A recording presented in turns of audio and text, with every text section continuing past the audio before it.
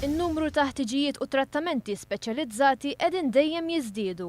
Għalhekk il-ħtieġa għal attivitajiet organizzati mill-Malta Community Chest Fund biex jinġabru fondi għal persuni vulnerabbli sabiex dawn ikollhom kwalità ta' ħajja aħjar.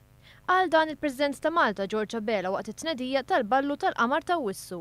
Bħal kull sena dan l-appuntament soċjali u filantropiku organizzat minn Malta Community Chest Fund ser jittella fil-ġonna tal-Palazz tal-Verdala nhar is-Sibt 3 ta' Awwissu.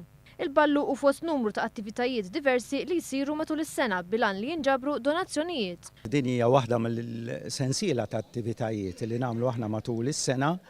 Il-Verdala sa tkun miftuħa, din id-darba mhux għal kulħadd għax kull memm huwa 1000 sit. Min irid jieħu din l-opportunità joħodha l-prezz huwa verament huwa prezz li jista' jilħaq għalih kulħadd u jiġi l-Palazz ta' Verdala u nqattaw serata mill-isbaħ fit-3 ta' Wissu. George Abela semma l-ħtieġ tal-attivitajiet organizzati mill Malta Community Chest Fund hekk kif in-numru ta' trattamenti speċjalizzati dejjem qed jiżdiedu.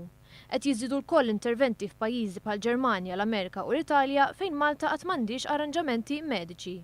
Il-President semma li qed isiru wkoll proġetti bis-sħab mal-Gvern bħalma hu l-proġett ta' Darkenna l-Saħtek.